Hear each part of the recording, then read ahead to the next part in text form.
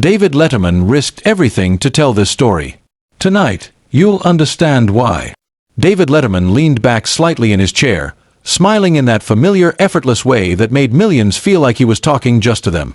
Across from him sat President Donald Trump, a man whose presence could fill a room even before he spoke a word. The energy was unusual, different from the usual guests who came to the show. This was not an actor promoting a movie, nor a comedian ready with rehearsed jokes. This was the President of the United States, a man who had returned to the White House after years away and whose life had long been under public scrutiny. Every word, every glance, every movement carried weight. Letterman started with a light tone, his smile softening the tension in the air. "Mr. President," he said, voice calm and measured, "there's been a lot of talk about you and Ivanka lately." At first, it seemed like a simple, almost harmless question. The audience laughed lightly, thinking it might be a playful moment. Letterman had a talent for asking questions that felt easy, like a gentle tap on the shoulder, only to reveal something deeper if the guest responded honestly. Trump's response was immediate, but not in the way anyone expected. His expression, usually confident and composed, tightened. The smile he wore before faded into a sharper line. Instead of brushing off the comment with humor, he leaned in, and his voice carried a new edge. "What do you mean, talk about my daughter?" he asked, but it wasn't really a question. It was a challenge. The warmth of the room seemed to vanish in an instant. The audience, initially relaxed, went quiet. Laughter died in the air. Letterman, who was used to handling strong personalities, noticed the shift immediately. Trump's tone became personal. He wasn't just defending his daughter, he was attacking. "You've been bitter ever since your ratings dropped," Trump said, a sneer visible in his voice. "You don't matter anymore. People don't care what you think." There was a deliberate sharpness in his words, as if he were testing the host, daring him to respond. Letterman's smile faltered. For the first time in the evening, there was a flicker of uncertainty in his eyes. The audience could sense it. This was not a playful exchange. Something heavier was at stake. The room, once light with anticipation, felt tense, almost fragile. People leaned forward in their seats, aware that they were watching something more than a routine interview. It was a confrontation, subtle at first, but rising fast. And yet, Letterman didn't panic. He had faced difficult guests before, but there was something different about Trump. He didn't just argue, he tried to dominate the conversation. He controlled the pace, choosing when to speak, what to answer, and how long to stay on a topic. His presence was like a tide, pushing forward with force, leaving little room for opposition. But Letterman had a plan, or at least an instinct, for handling moments like this. He waited. He listened. He let Trump speak. Trump continued, speaking in his familiar rhythm, the kind that sweeps listeners along with long sentences and bold statements. He moved from topic to topic, from business success to family loyalty, often ignoring the original question entirely. He laughed at some points, paused dramatically at others, and occasionally threw in a jab, reminding the audience, and Letterman, of his power. Each comment seemed carefully calculated, like a chess move designed to keep the host on the defensive. Letterman, however, did not respond immediately. He allowed the silence to stretch for a moment longer than usual, letting the audience feel the tension, letting Trump feel the lack of control. Then, with his calm voice, he leaned slightly forward and spoke again. His tone was gentle, almost conversational, but the words carried weight. "You want to talk about ratings," he said, carefully choosing each word. "Let's talk about the truth." The audience felt it immediately. That simple line changed the air in the studio. It wasn't loud or confrontational, but it held authority. In that moment, the balance of power shifted. Trump, used to guiding conversations, felt a subtle but unmistakable challenge. Letterman was no longer just asking questions. He was guiding the discussion, reminding everyone, including the president, that he controlled the flow. Trump's expression flickered. He was momentarily thrown off guard.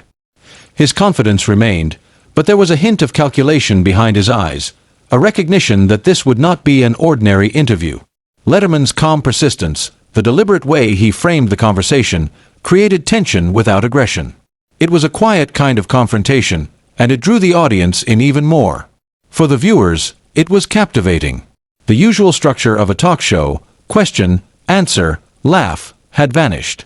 What remained was a battle of presence, intellect, and control.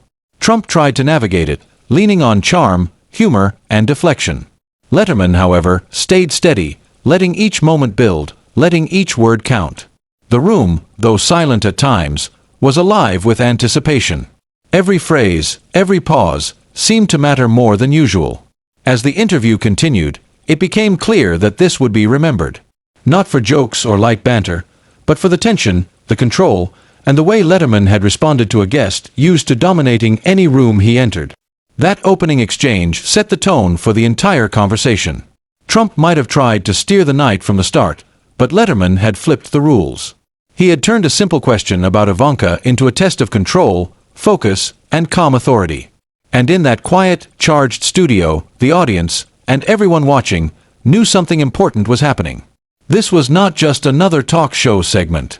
It was a masterclass in handling power, tension, and high-stakes conversation, unfolding in real time, before their eyes. After the tense opening, the room felt charged, like the calm before a storm. Trump, still trying to regain control, leaned back slightly, his usual confidence present but with a hint of caution. He had expected an easy start, a few soft questions, maybe some laughs. Instead, the first volley had already unsettled him. Letterman, on the other hand, was quiet, watching and listening, knowing exactly when to strike. Then he struck. Without warning, Letterman pulled out his phone. The gesture was simple, almost casual, but the audience sensed the weight behind it. On the small screen, a clip began to play, an old interview where Trump had spoken about Ivanka in a way that had once been dismissed as a joke. The room went silent as Trump's words filled the air, his tone from years ago now landing in an entirely different light. Letterman didn't interrupt. He let the clip play all the way through, his eyes calm, his expression unreadable. When it ended, he looked directly into the camera and spoke, softly, almost like a whisper, "What if it wasn't a joke?" The room held its breath. The question was simple, yet it cut through the pretense, demanding attention. Trump shifted in his seat, trying to mask surprise with a small, quick smile. He attempted to laugh it off, making a joke about the clip being old news, but the words fell flat. Letterman's question hung in the air. There was no escaping it. The audience felt the tension, and even the usually boisterous crowd remained quiet, sensing that something serious was happening. Then Letterman revealed the first piece of real shock. He said he had received an anonymous package containing hospital records. The papers listed Ivanka Trump as the mother of a child born when she was 23 and Donald Trump as the father. The weight of the revelation hit the room immediately. A collective gasp rose from the audience. The silence was louder than any shout. Trump's eyes narrowed, his jaw tightening. For the first time, he looked as if he had lost a small piece of the battle for control. Letterman remained composed. He let the moment sink in. He didn't shout or make dramatic claims. Instead, he spoke quietly, allowing the evidence to speak for itself. The records weren't just allegations. They were documents, official in appearance, tangible and specific. The audience leaned in, captivated, feeling as if the room had become something much more than a talk show stage. Then came another twist. Letterman began to play clips from behind the scenes of Trump's old show appearances. In one particular moment, Trump was caught whispering off mic, saying, "She's mine in every way." It was brief, almost easy to miss, but Letterman highlighted it. He connected it to Ivanka's 9-month European modeling break years earlier, suggesting the timing matched a potential pregnancy. The audience reacted with quiet shock. Whispers spread through the studio. People realized the story was not only unexpected but deeply complicated. This wasn't about gossip anymore. It was about unraveling a series of hidden connections, long concealed from the public eye. Letterman was laying out a puzzle, piece by piece, and everyone was watching, unable to look away. Trump's reactions became more visible. He leaned forward, trying to regain the narrative. He attempted to joke again, suggesting the questions were unfair or absurd. But the calm authority of Letterman made those attempts seem weak. Each time Trump tried to redirect or deflect, Letterman responded not with anger but with subtle persistence, asking questions that forced him to confront the implications without ever raising his voice. Then, the first human witness appeared. A former Trump Organization staffer stepped forward, revealing that they had delivered prenatal vitamins to Ivanka's apartment under Trump's direct orders. The revelation was small in words but enormous in impact. It suggested premeditation, planning, and knowledge, elements that added credibility to Letterman's growing narrative. The audience's reactions were a mix of disbelief and fascination. The tension in the room became almost unbearable. Letterman continued, connecting dots with precision. He explained how Ivanka's modeling break, the timing of the records, and the off-mic comment all aligned. He painted a timeline quietly, patiently, letting the audience and even Trump absorb each detail. The calmness of his delivery contrasted sharply with the shocking content, making it even more gripping. Trump's attempts to regain control started to crack. He was used to speaking freely, dominating a conversation with confidence and volume, but here, in this moment, Letterman had created a new kind of power. It wasn't loud or aggressive. It was steady, patient, and undeniable. Trump tried to smile, tried to joke, tried to assert authority, but the calm weight of evidence was working against him. As the segment continued, Letterman hinted at deeper layers. He suggested that the audience was seeing only the surface. There were connections, patterns, and details that were not obvious at first glance. By carefully arranging each revelation, the clip, the records, the staffer's testimony, he was building something bigger than a story. He was building a case in real time, and the tension was electric. By the end of this part of the interview, the audience realized they were witnessing something extraordinary. Trump, for all his experience in public appearances and interviews, was facing questions he couldn't easily control. Letterman, with quiet authority, had shifted the balance of power. The friendly talk of the start was gone. What remained was a high-stakes confrontation, driven not by shouting or spectacle, but by calm, precise questioning and carefully presented evidence. The first shock had landed. The room, once light and playful, now held a weight that was impossible to ignore. Every eye in the audience, every ear tuned in, understood that this interview had changed. The story was no longer just about a president and his daughter. It had become something much bigger, a challenge to control, a battle of presence and persistence, and a careful, unfolding revelation that demanded attention. And at that moment, the audience, along with everyone watching, realized that the rest of the night would not be ordinary. The room felt heavier now, as if every word hung in the air and demanded attention. Letterman had shifted the interview from casual conversation to something more intense.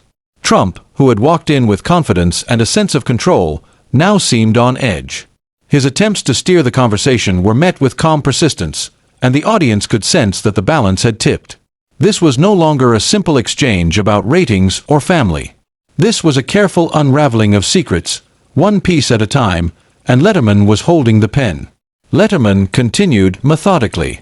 He began connecting dots, showing the audience that what seemed isolated before, the old clip, the hospital records, the staffer's testimony, were part of a larger story. He spoke slowly, letting the weight of each detail sink in. The audience leaned forward, caught in the unfolding narrative, unable to turn away. The quiet intensity of his voice made the revelations feel sharper, the connections harder to ignore. Then came a new voice in the room. A former Trump Organization staffer stepped forward, sharing what they had witnessed years ago. Under direct orders from Trump, they had delivered prenatal vitamins to Ivanka's apartment. The statement was small in words but monumental in implications. It suggested knowledge and involvement, and the audience understood the significance immediately. The timing of Ivanka's 9-month European modeling trip, previously dismissed as ordinary, now took on new meaning. Letterman allowed the audience to draw their own connections, never forcing them, but laying out a timeline with precision. Trump's reactions grew more visible. He shifted in his chair, attempting a smile that didn't reach his eyes. He tried to joke about the staffer's testimony, dismissing it as a small detail or irrelevant, but the calm authority of Letterman left little room for deflection. Every attempt to steer the conversation back into familiar territory was blocked, not with confrontation, but with focused questions and evidence that spoke louder than any argument could. Letterman then introduced another piece of the puzzle. He brought forward Ivanka's former assistant, who admitted, after a long pause and with visible hesitation, that she had signed papers agreeing never to speak about family matters tied to Barron's birth. The audience reacted audibly. The admission added weight to what had already been suggested by the records and the staffer's testimony. Here was someone who had been part of the inner circle, bound by secrecy, now speaking, even partially, to the story that Letterman was piecing together. Every new detail Letterman presented reinforced the emerging picture. Ivanka's modeling break, the timing of the hospital records, the staffer's actions, and the assistant's admissions all fit together in a way that was difficult to dismiss. Letterman painted a timeline, calm and deliberate, connecting events that had once seemed disconnected. He didn't need to shout or make accusations. The narrative itself carried the impact. The audience could see the story forming, like pieces of a puzzle sliding into place, revealing an image they had never expected. Trump tried again, attempting to laugh off the claims, insisting that these were rumors, exaggerations, or irrelevant distractions. He spoke quickly, almost as if by talking faster, he could regain control. But Letterman didn't flinch. He allowed the evidence and testimony to speak, returning to the facts, connecting one detail to the next with clarity and precision. The calmness of his delivery contrasted sharply with the chaos in Trump's attempts to dominate the narrative, making the story even more compelling. Letterman's strategy was subtle but effective. He wasn't attacking. He was laying out evidence, guiding the audience through each detail, letting the truth emerge on its own. And as the pieces fell into place, the audience could see the emerging picture: a hidden pregnancy, carefully concealed, orchestrated secrecy, and a story of family matters that had been kept from public view. The implications were immense, and the tension in the room was palpable. At this point, Trump's frustration became visible. He leaned forward, his voice rising slightly, attempting to regain control with a mix of humor and indignation. But every move he made was met with calm persistence. Letterman didn't interrupt. He didn't argue. He simply presented the next piece, letting the evidence do the work. It was a masterclass in handling a powerful personality. The host maintained control not by force, but by focus and timing. Letterman then began to connect the timing of events with personal actions. He highlighted Ivanka's European modeling trip, the months that coincided with the supposed pregnancy, and the preparation that must have gone into keeping it a secret.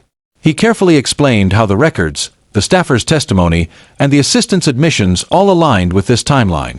The story, once scattered and confusing, now started to make sense in a way that was impossible to ignore. The audience was silent for long stretches, absorbing each revelation, feeling the weight of the story as it unfolded. There were no dramatic sound effects, no shouting matches. The drama came from the careful accumulation of facts, the way each new piece built upon the last. Letterman's calm persistence created suspense, drawing the audience into a web of intrigue that felt immediate and personal. By the end of this part of the interview, the pieces of the puzzle were coming together. Letterman had shown that what once seemed like disconnected rumors or coincidences could now be seen as part of a larger, coherent narrative. Trump's attempts to dominate or control the conversation had failed. He was now reacting, adjusting, and trying to regain footing in a discussion that had moved beyond his control.